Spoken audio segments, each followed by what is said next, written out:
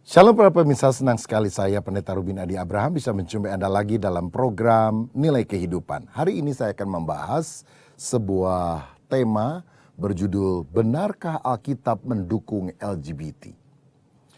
Kita tahu sejak Mahkamah Agama Amerika Serikat melegalkan same-sex marriage, pernikahan sejenis pada tanggal 26 Juni tahun 2015 yang lalu, maka isu LGBT, lesbian, gay, biseksual, transgender mulai merebak kemana-mana.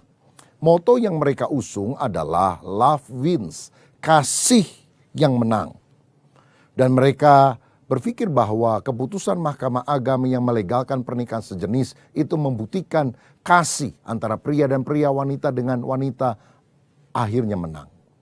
Nah, bahkan kemudian para pendukung LGBT menganggap orang-orang yang menghakimi orientasi dan juga perilaku LGBT sebagai tidak punya kasih.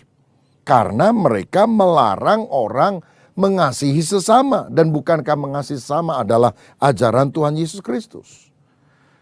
Melarang orang mengasihi sesama, sejenis dalam hal ini, dianggap sebagai sikap Farisi. Mereka sebut sebagai homofobia, ketidaksukaan, ketakutan terhadap sesuatu yang sifatnya homo. Padahal kasih yang sejati seharusnya tidak melihat orientasi seksualnya. Banyak orang menganggap bahwa satu-satunya patokan dalam etika seksual Kristen adalah kasih. Kalau kamu mengasihi berarti kamu akan menerima gaya kehidupannya. Nah, tetapi benarkah itu? Benarkah kita bisa menerima perselingkuhan heteroseksual, laki dengan perempuan, kedua-duanya sudah menikah, bila alasannya mereka tidak mengasihi pasangan masing-masing, tapi mengasihi pasangan selingkuhnya ini? Apakah itu sesuatu yang bisa dibenarkan? Tentu tidak. Nah, di dalam 1 Korintus 13 ayat 6, firman Tuhan berkata, kasih tidak bersukacita karena ketidakadilan, tapi karena kebenaran. Jadi walaupun kita harus hidup dalam kasih, tapi kasih yang benar, bukan kasih yang diselewengkan secara keliru menurut pandangan kita sendiri. Saya yakin kebenaran tanpa kasih akan menjadi sesuatu yang kejam. Tetapi kasih tanpa kebenaran itu akan menjadi sesuatu yang sifatnya munafik. Nah, kita akan lihat bahwa dalam kelompok lesbian, gay, biseksual, dan transgender ini, maka komunitas homoseksual itu merupakan kelompok yang paling menonjol. Mereka adalah orang yang secara seksual dan juga secara emosional tertarik kepada orang yang sejenis. Kalau laki nggak tertarik sama perempuan, tertariknya sama laki. Perempuan nggak tertarik kepada pria, tapi tertarik kepada perempuan yang lain. Masalahnya adalah Tuhan itu menciptakan manusia pertama sebagai makhluk heteroseksual. Kalau saudara baca dalam Kejadian 1 ayat 26-28, dikatakan bahwa Allah menciptakan manusia menurut gambar dan rupanya. Dan diciptakannya lah Adam dan Hawa, satu laki dan satu perempuan. Lalu dalam Kejadian 2 ayat 18 dikatakan, aku akan memberikan penolong yang sepadan dengan dia. Yaitu satu pria dengan satu wanita masuk di dalam pernikahan, itu adalah sesuatu yang sepadan. Dan mereka dikuduskan oleh Tuhan, diberkati Tuhan untuk menghasilkan keturunan yang memenuhi bumi. Bagaimanapun juga pasangan sejenis, laki dengan laki, perempuan dan perempuan, tidak mungkin memenuhi bumi dengan keturunan mereka.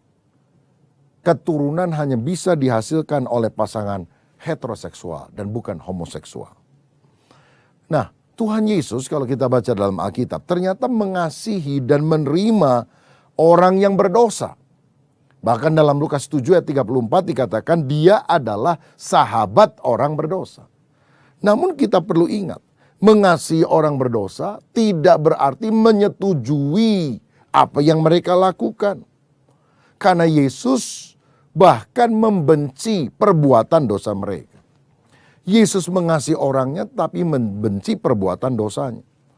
Kita kan tidak pernah dengar ada ayat yang berkata Yesus mendorong para pelacur untuk melayani pelanggannya dengan lebih baik.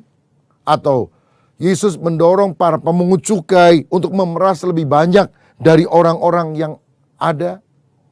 Yesus menjangkau mereka dan mentransformasikan hidup mereka sehingga mereka meninggalkan perbuatan yang sia-sia itu dan hidup saleh, hidup benar di hadapan Tuhan. Pemirsa sekalian, pada masa kini ada banyak orang yang mengutip Matius 7 ayat yang pertama ketika melihat ada orang yang mengkritik perbuatan yang dianggap tidak cocok dengan firman. Ayat itu berkata, jangan kamu menghakimi. Jangan menghakimi dong. Tetapi saya mau bilang, jangan menghakimi tidak berarti kita tidak boleh membedakan antara benar dan salah, antara baik dan buruk. Sebab yang Tuhan maksudkan dengan jangan menghakimi adalah jangan menghakimi secara dangkal, munafik, tapi harus menghakimi dengan adil. Bukankah Yohanes 7 ayat 24 berkata, hakimilah dengan adil. Bahkan Paulus dalam 1 Korintus 5 ayat 11 sampai 13 menyatakan bahwa dia harus menghakimi perilaku orang yang moralnya bersalah supaya mereka bertobat. Nah sekarang kita lihat ada beberapa bagian ayat yang disalahpahami oleh kelompok yang pro-LGBT dan kita akan kontraskan dengan pandangan yang biblical. Kenapa ada orang menganggap bahwa Alkitab itu mendukung LGBT? Yang pertama, dalam Kejadian pasal 19 ayat 1 sampai 9 kita mendengar kisah yang sangat populer tentang Sodom dan Gomora yang dihukum oleh Tuhan dengan hujan api dan belerang karena mereka ingin memperkosa dua orang pemuda yang sebetulnya adalah dua orang malaikat. Laki-laki ingin memperkosa laki-laki dan ini merupakan dosa sodomi, dosa homoseksual. Tetapi pandangan yang mendukung atau pro-LGBT berkata sebetulnya Sodom dan Gomora bukan dihukum karena orientasi homoseksual.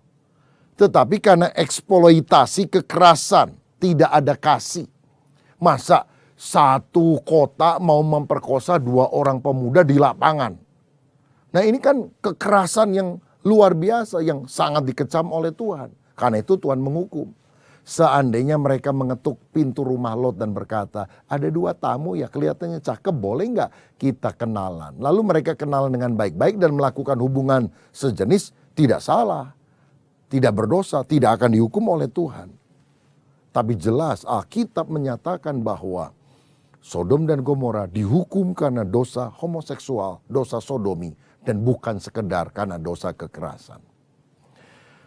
Contoh kedua adalah tentang Naomi dengan menantunya yang perempuan yang namanya adalah Ruth.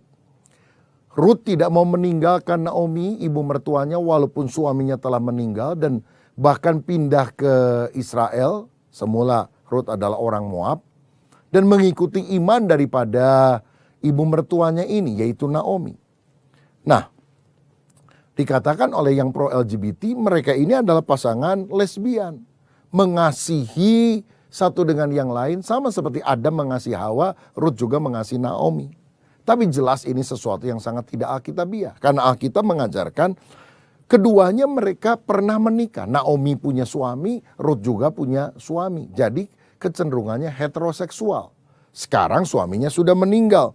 Dan karena masalah iman, Ruth tidak mau kembali ke Moab kepada berhalanya, tetapi ingin mengikuti iman daripada Naomi. Dan karena dia juga mengasihi, bukan secara seksual, kasih yang wajar dari seorang menantu kepada mertua, maka akhirnya dia mendampingi Naomi ke Israel. Dan buktinya Ruth ini akhirnya kan menikah dengan Boas. Dengan demikian pandangan yang berkata Ruth dan Naomi adalah pasangan lesbian adalah pandangan yang sangat keliru, sangat melenceng dari kebenaran. Pandangan yang ketiga adalah ada orang yang mengatakan Daud dan Yonatan adalah pasangan gay. Misalnya dalam 1 Samuel 18 ayat 1 dikatakan mereka saling mengasihi. Ayat yang keempat dari 1 Samuel 18 berkata, maka Yonatan menanggalkan jubahnya dan memberikan kepada Daud. Sehingga Saul menjadi marah. Marah karena dipikirnya Daud dan Yonatan punya hubungan cinta sejenis. Lalu dalam 1 Samuel 20 ayat 41 ketika mereka sudah lama tidak ketemu dan mau dibunuh oleh Saul ini Daud, maka ketika Yonatan bertemu dengan Daud, mereka berciuman satu dengan yang lain. Wah, ini kan tanda homoseksual. Bahkan dalam 2 Samuel 1 ayat 26 ketika Yonatan mati, Daud menangis dengan sedih dan dia berkata, bagiku cintamu lebih dari cinta perempuan. Nah, ini kan ayat-ayat yang jelas pro-LGBT, kata orang yang berpikir dalam penafsiran seperti itu. Tetapi yang jelas pandangan semacam ini adalah pandangan yang tidak alkitabiah sama sekali. Kenapa kita percaya bahwa Yonatan dan Daud bukan pasangan gay? Yang pertama karena Alkitab bilang Yonatan itu menikah, punya istri dan punya anak-anak. Daud juga menikah, punya istri. Bahkan istrinya lebih dari satu, setidaknya ada 8, lalu ada gundik-gundik. Dan saudara ingat Daud pernah jatuh dalam dosa apa? Perzinahan dengan istri Uria yang namanya Batseba. Dia senang perempuan, lawan jenis, bukan senang dengan yang sejenis.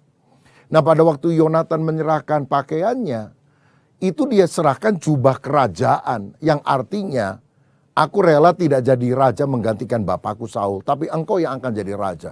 Dan ini mengundang kemarahan Saul yang menganggap Yonatan yang adalah anaknya kok membelot menjadi musuh politiknya yang kemudian lebih pro kepada Daud.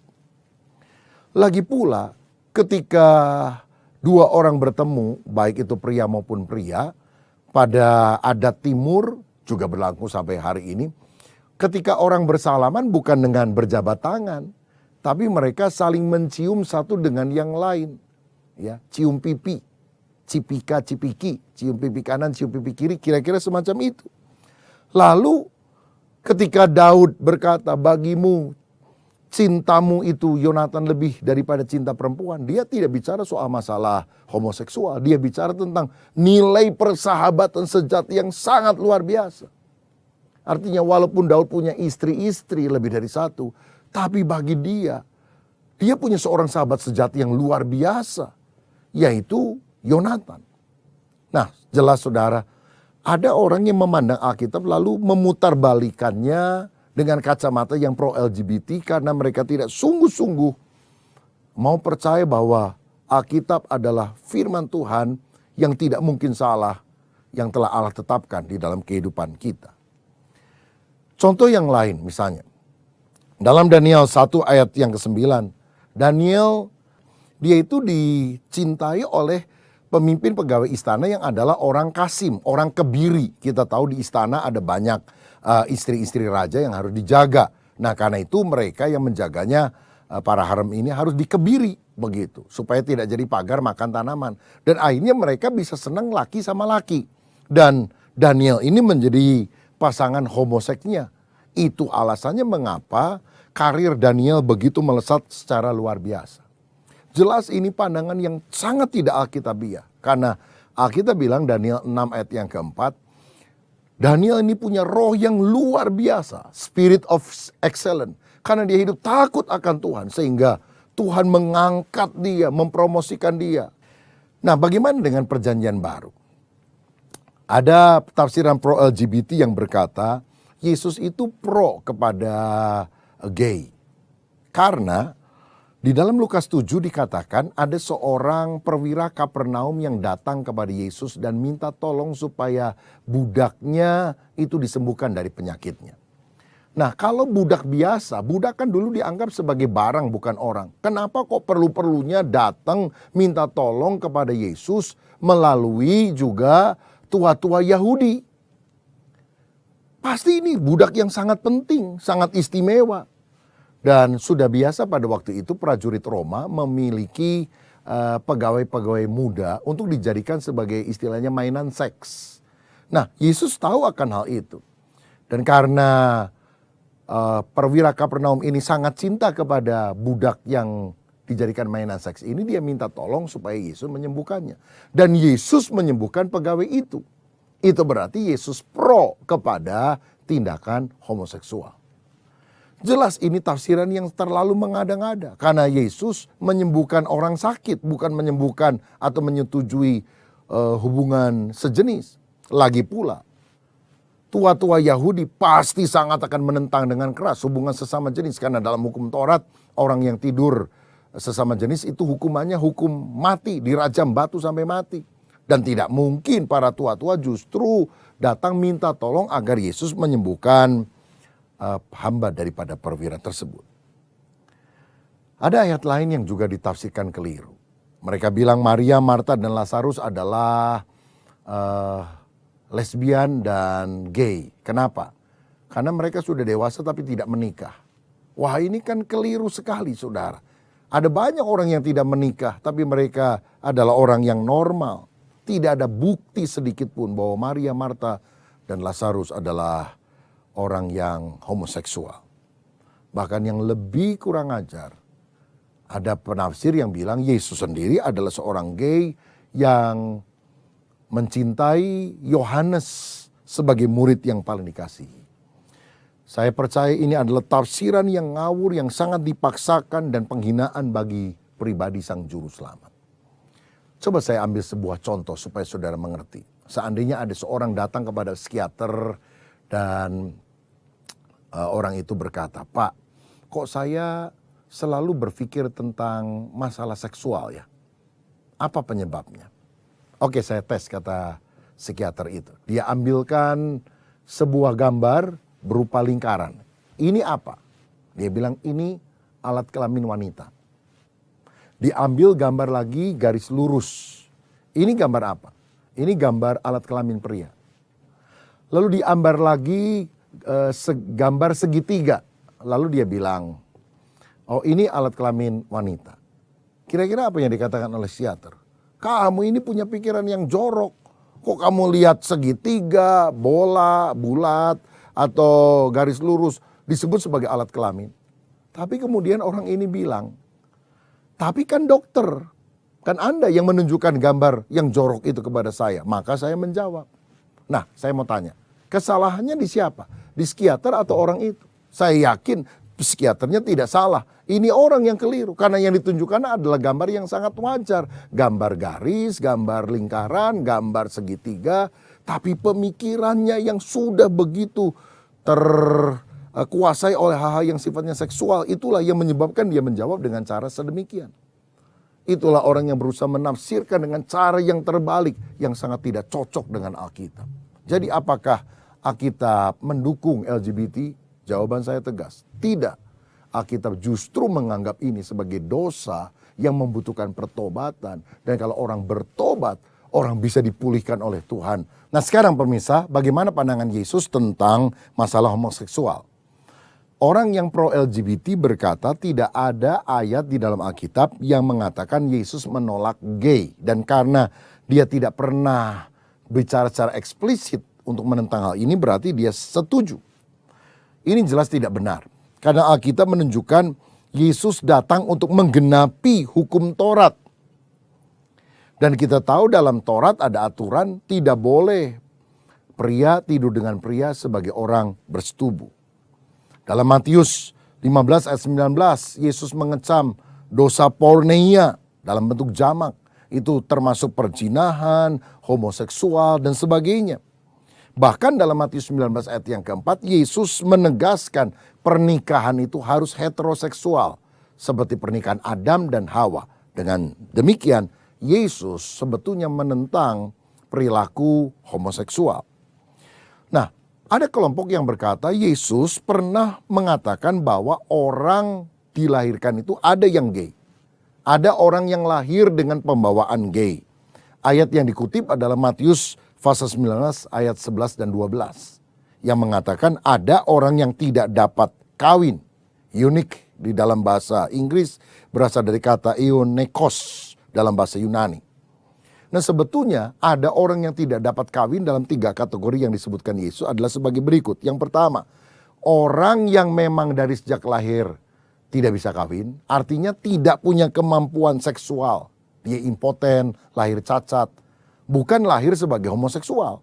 Ini jelas tidak tepat penafsiran bahwa Yesus bilang ada orang lahir sebagai homo. Tidak, saudara. Yesus bilang ada orang lahir dan tidak punya kemampuan seksual, mungkin impoten, mungkin cacat. Yang kedua, Ada orang yang dibuat sedemikian, maksudnya dikebiri begitu. Seperti Sida-Sida orang Kasim. Yang ketiga, ada orang yang tidak menikah karena kerajaan Allah. Berarti dia selibat untuk melayani. Seperti Yesus sendiri tidak menikah. Dan mungkin Paulus sendiri tidak menikah untuk dia bisa konsentrasi melayani Bapa Surgawi. Nah, jadi jelas ini pandangan Yesus tentang LGBT. Nah, pemirsa sekalian, sekarang bagaimana pandangan Rasul Paulus mengenai masalah homoseksual? Dalam Roma 1 ayat 26 dan 27 dia berkata demikian. Karena itu Allah menyerahkan mereka kepada hawa nafsu yang memalukan, sebab istri-istri mereka menggantikan persetubuhan yang wajar dengan yang tak wajar, lesbian. Demikian juga suami-suami meninggalkan persetubuhan yang wajar dengan istri mereka dan menyala-nyala dalam birahi mereka seorang terhadap yang lain, gay. Akibatnya apa? Sehingga mereka melakukan kemesuman laki-laki dengan laki-laki, dan karena itu mereka menerima dalam diri mereka balasan yang setimpal untuk kesesatan mereka. Jadi jelas Paulus mengutuk perbuatan ini sebagai akan membawa hukuman daripada Tuhan.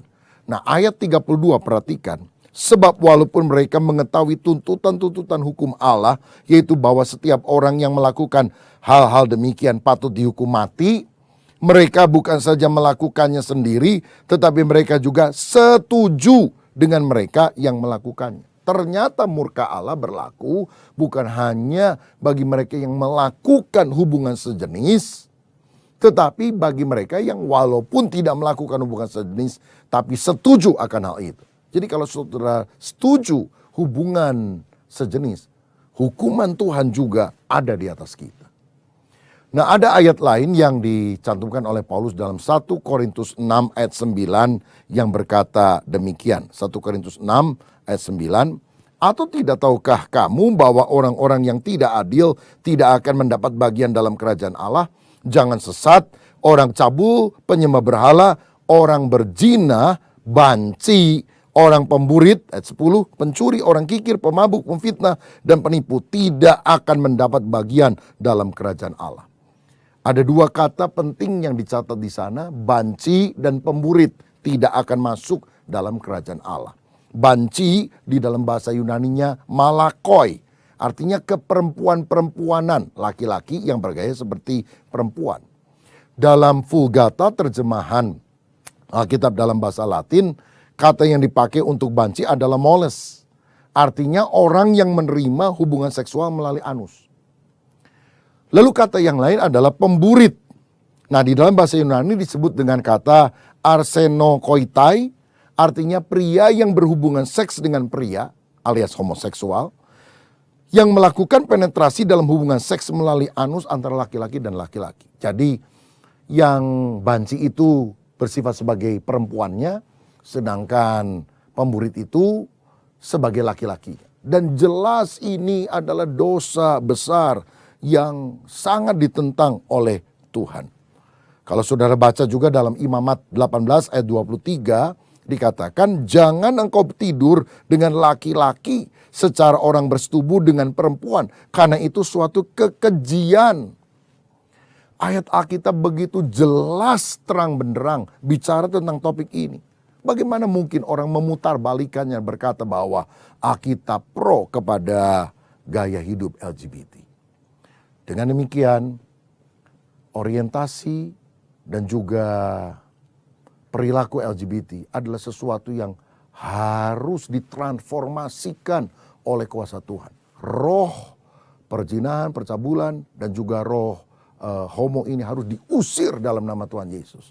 Lalu jiwanya, pikiran, perasaan, kehendak harus dirubah melalui bimbingan para rohaniwan, para medis, psikiater Kristen yang hidup takut akan Tuhan, yang yakin bahwa memang perilaku yang wajar adalah heteroseksual, dan juga mereka harus dilatih terus supaya mereka menjadi pribadi yang normal. Nah, sekali lagi kita harus mengasihi manusia. Orang-orang ini adalah orang yang pergumulan. Sama seperti orang heteroseksual tapi jatuh di dalam dosa perzinahan. Mereka juga harus dilayani dengan baik. Kita mengasihi orang yang berdosa tetapi kita membenci perbuatan dosa. Dan wujud dari kasih kita bukan menerima mereka apa adanya, membiarkan mereka dengan perilaku itu, tapi menolong mereka keluar dari perbuatan dosanya sehingga ada transformasi kehidupan melalui kelahiran baru dan juga ketika proses kebenaran firman dan urapan Roh Kudus selalu mengalir dalam kehidupan kita. Nah, saya mau bacakan sebuah ayat terakhir dari 1 Korintus 6 ayat 11, dikatakan demikian, dan beberapa orang di antara kamu demikianlah dahulu, tetapi kamu telah memberi dirimu disucikan, kamu telah dikuduskan, kamu telah dibenarkan dalam nama Tuhan Yesus Kristus dan dalam roh Allah kita. Jadi Paulus bilang di jemaat Korintus ternyata dulu ada orang banci, ada orang pemburit. Ada masalah LGBT, ada masalah homoseksual khususnya. Tetapi mereka sekarang sudah bertobat dan mereka sekarang terus dikuduskan melalui firman, melalui Roh Kudus. Karena mereka taat akan kebenaran. Nah, kalau pada masa yang lalu orang-orang dalam orientasi dan juga perilaku yang menyimpang ini bisa dipulihkan. Sampai hari ini pun saya percaya Yesus Kristus sanggup memulihkan orang-orang yang keterikatan seperti ini. Itu sebabnya. Apakah Alkitab mendukung LGBT? Saya yakin Alkitab menentang keras LGBT. Tetapi Alkitab mengajarkan kita mengasihi orang-orang LGBT supaya mereka bertobat, berpaling kepada Tuhan, tidak dihukum dan mereka dipulihkan oleh Tuhan. Saya percaya hanya di dalam Yesus ada pemulihan seperti itu. Karena itu jangan putar balikan kebenaran firman, tapi mari kita hidup sesuai dengan apa yang diajarkan oleh firman. Bukan paham humanisme, apa yang enak menurut manusia, tetapi tetap teosentris. Melihat dari sudut pandang Allah yang menetapkan aturan ini bahkan sebelum manusia ada. Tuhan Yesus memberkati saudara. Amin.